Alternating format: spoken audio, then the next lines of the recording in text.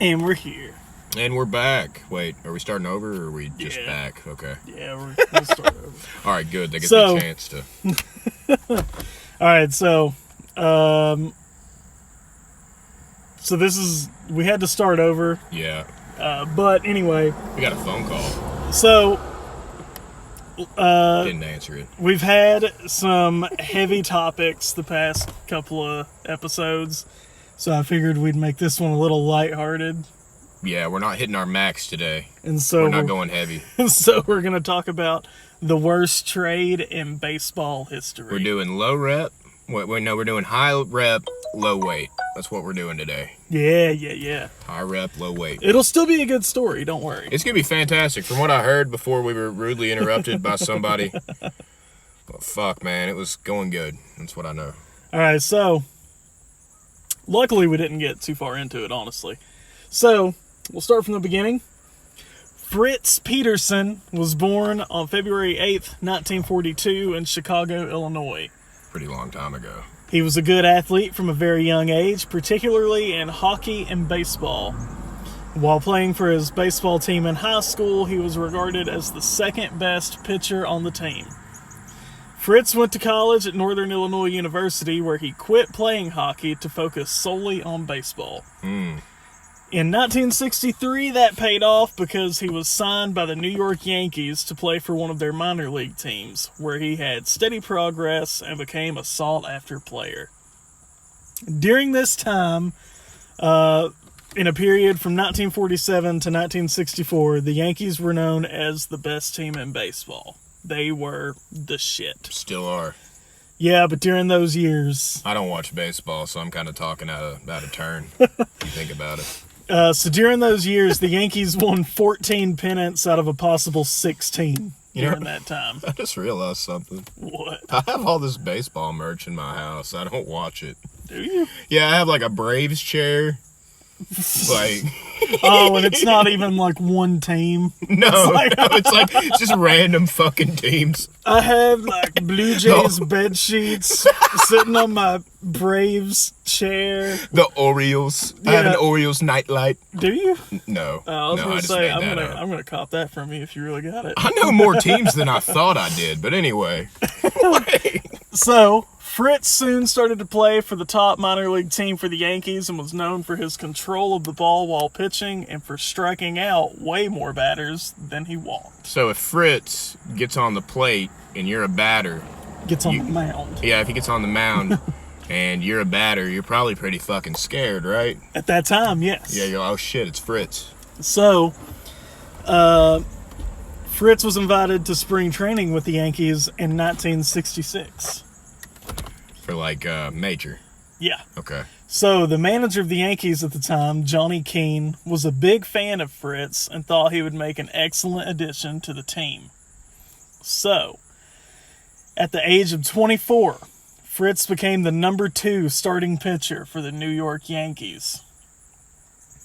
It was around this time that the Yankees began to decline in their popularity and their winning. So bad luck. He caught like the tail end of being the shit. He was like, man, this is awesome. This is starting to suck. So Fritz made his major league debut with the New York Yankees on April 15th, 1966 against the Baltimore Orioles. Hey. He pitched a complete game with 3 strikeouts, 0 walks, and the Yankees went on to win the game 3-2. That was his first major league game. He did good, dude. He did. He fucking shined. So in 1966, the Yankees finished last in their division for the first time since 1912.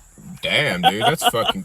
Well, they did good. I mean, if you think about it, that's a long fucking time, dude. So that year, Fritz had a pitching record of 12 wins and 11 losses, with a 3.31 earned run average and 96 total strikeouts. Soon after the 1996 season, manager Johnny Keane was fired. Well, that's not good. I see where this is going. Not really. I don't think you do. I don't. It's gonna surprise you. I just said that. I don't know why. In the late 60s, another young pitcher named Kekich was pitching for the Los Angeles Dodgers. Mike was not as great of a pitcher as Fritz, but Mike had been labeled as a great pitcher in order to get signed by the Dodgers and had received a huge sign-on bonus. So basically, his agent was like in talks with the Dodgers and was like, dude, this guy's fucking awesome. You gotta get him. But he wasn't fucking awesome. This guy definitely, so he sucked. He didn't suck. He was good, but he was right. not at all as good as his agent made him out to be. So he was more average? Yes. Okay, like a bench warmer type. So this did not help his stats or his popularity, and Dodgers manager Tommy Lasorda was quoted as calling Mike goofy. Oh. That's not what you want to hear from your from No, your it is boss. not. It's not what you want to hear from your coach. I've heard it plenty of times. Notice how I'm not on any of the teams anymore. That's all I'm saying. That kid's a goofy-looking runner. Maybe we can make him run the mile last. But, so he played for the Dodgers for 3 years, from 1966 to 1969, at which point in 1969, Mike was traded to the New York Yankees. You know, it's funny to me. What? How trading cards in baseball, it's basically this.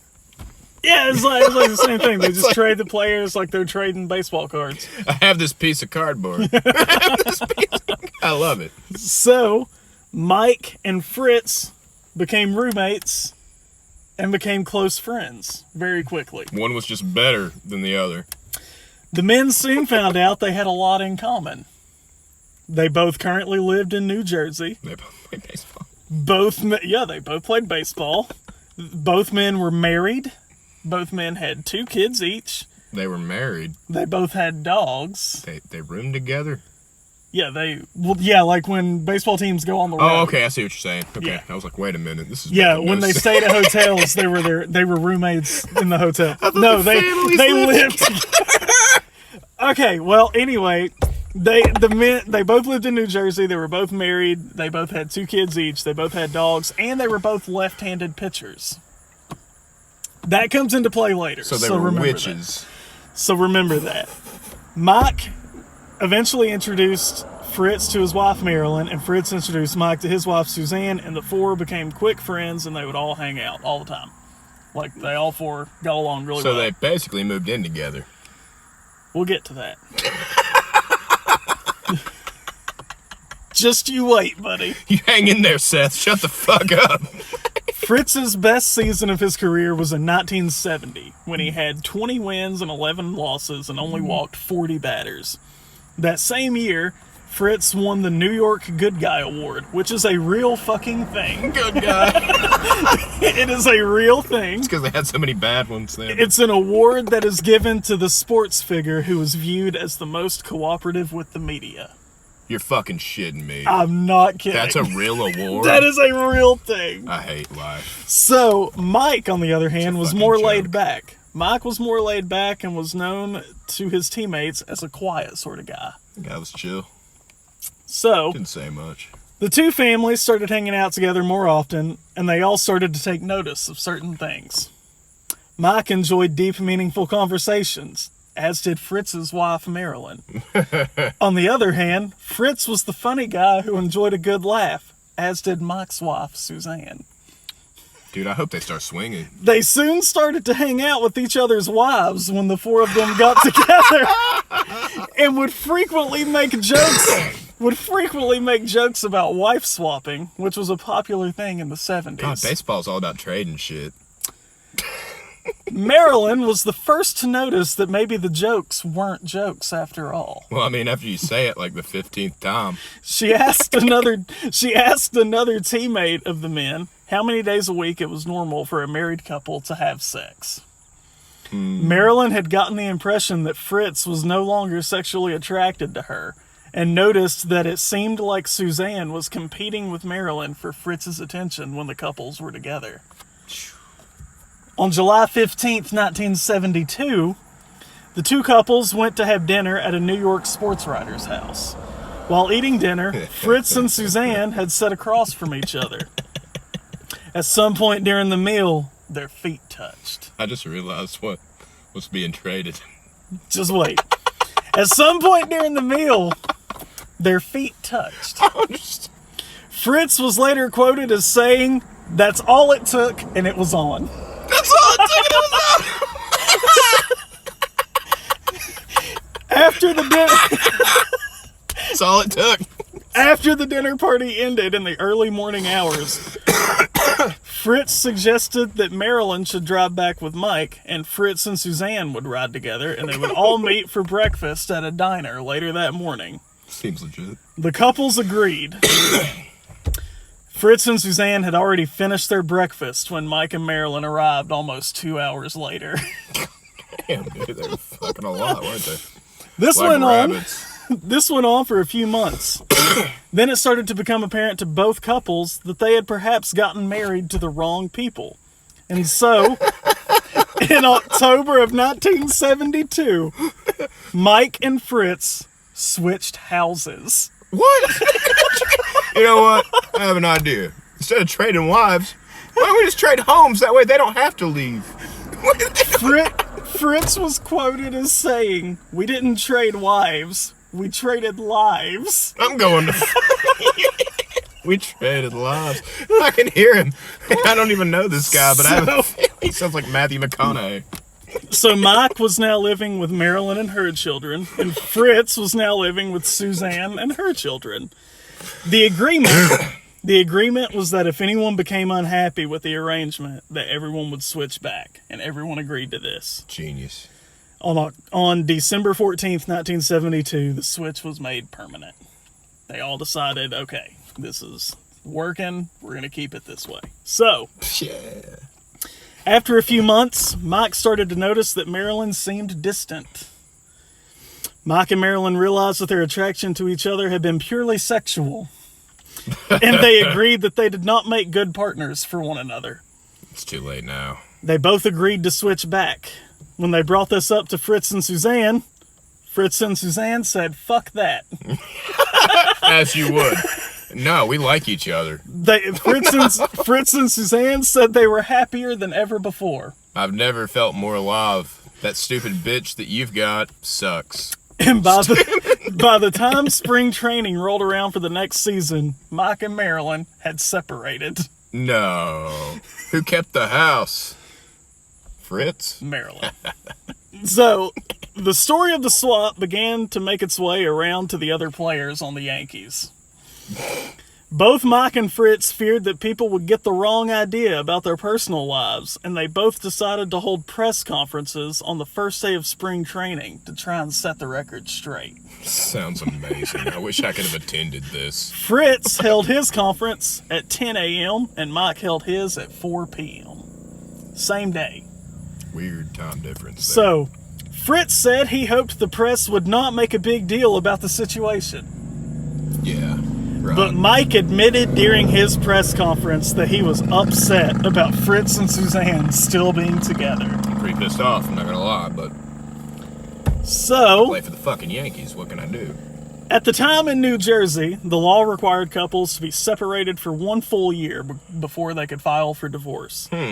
Because of this, Fritz stated that he and Suzanne would have to wait until October to get their divorces, and then they planned to get married to each other. It's gonna work out. The whole Yankees team had been made aware of the situation and were interested to see how this would affect the rest of the baseball season. The manager of the Yankees now, Ralph Hawk, had told the team that neither of the men had wanted to be traded to a different team. But Fritz had stated in his press conference that he did want to be traded to a different team. I don't like him. So, Mike did not want to be traded to a different team because he wanted to be wherever Fritz was, because that was the only way he was able to see his children. You fucked yourself, dude. So, What a dumbass. both men said that the situation would not affect their relationship as teammates, Yeah. but that their friendship was effectively over. Look, dude, I'm done being your friend. We can play with balls and bats all day. Ralph Hawk found the whole thing hilarious and What can you blame him? and had joked to the team that they would probably have to cancel family day at the ballpark that year. I like that guy. I like Ralph. Ralph's funny. So, He found it funny. He found it hilarious. The men began to focus on their baseball careers again and decided to try and put the swap behind them. They played through spring training, but fans would constantly boo at them during their games. Well. The commissioner of the Major League Baseball Association, Bowie Kuhn at the time, Whoa. was appalled but unable to do anything about the situation. He stated that he had received more mail and phone calls that year regarding the swap than he did about the American League's introduction of a new position called the designated hitter. Why are people so upset about it? I don't understand. Because, it still wasn't like socially acceptable to be a fucking asshole. You know what I mean? These are my kids now. These are my Yeah. This is my life now. So Mike went 5 weeks without pitching a single game. It's imposter syndrome. And at the beginning, Mike went 5 weeks without pitching a single game at the beginning of the regular season that year. When he did start pitching, he only played a total of 14 innings over a handful of games and walked 14 batters in the process. Holy shit. He was traded to the Cleveland Indians in the middle of the season. When he arrived in Cleveland, Mike described himself as, quote, a complete basket case. At the end of the season with the Indians, he went to Venezuela to play winter baseball, a common thing for players to do in the off-season. Sure. Mike returned to Cleveland the next year for spring training and seemed to be able to play a little better than he did the season before, having had all winter to keep active. Despite this, 1 week before the regular season began, Mike was released from the Indians. Are you fucking serious with me? This meant that the Cleveland Indians no longer had a left-handed starting pitcher on the team, which was completely unusual in baseball. But luckily, a few days later, the Indians were able to secure a trade for another left-handed pitcher named Fritz Peterson. No. No. I keep stealing your shit, dude. So, Should have never became my friend. I'm a thief. Mike was signed with the Texas Rangers, but was sent back down to the minor leagues immediately. Oh, dude. At this point, Mike was also in debt because of divorce settlements, and after doing the math, he realized that a minor league salary would not be enough for him to live on and make payments. He's gonna kill himself. An opportunity came up to play baseball in Japan a few weeks later, and Mike took it. It's like pro wrestling. It's like... If you can't make it here, you can make it in Japan, kid. Fritz had a record of 9 wins and 14 losses that year for the Indians, which is about average for a pitcher, but he would constantly get boos from the crowd whenever he played. Oh, no. On June 2nd, 1974, Fritz and Suzanne were officially married. The next season, Fritz had a better record of 14 wins and 8 losses, but his throwing arm was beginning to give out on him. Oh, his career's on the Fritz. So, later that same year, Mike returned from Japan and was called up again to play for the Texas Rangers. Soon after returning from Japan and accepting the offer from the Rangers, Mike got remarried to a woman named Michelle. Mike spent that season with the Rangers and had a decent ERA of 3.70, but in 1976, while riding his motorcycle to spring training, he got into a traffic accident and dislocated the shoulder on his pitching arm. Poor Mike, man. I feel for this dude. I feel for him more than I feel for Fritz is a dick. After the injury, First of all. After the injury, no major league team wanted to take a chance on him and hire him as a pitcher. Most doctors stated that they would need to do surgery on his arm to get it back to half of how it used to be. But one doctor suggested to just rest his arm for 6 weeks. You know what? These guys are all crazy. I guarantee you prop that thing up for about 6 weeks there and you just watch some telly. You'll be all right. Turns out that doctor was correct. No, I just mocked him. After 6 weeks, Mike was back to pitching as well as he had before. That's fucking hilarious. You know what? Don't listen to those guys. No major league team still showed interest on him, but he did receive an offer to play in a Mexican baseball league. Si, senor. While playing for the Mexican League, Mike was quoted as saying, "This is the first time I've felt happiness since 1973. He's so tall.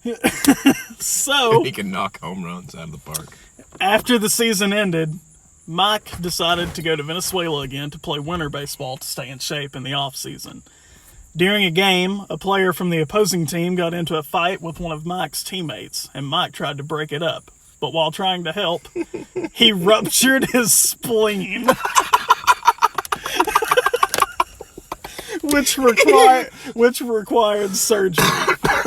How do you rupture your spleen breaking up a fight? Seriously, I've done it like a lot in my life, and not one time has my spleen ever been in danger.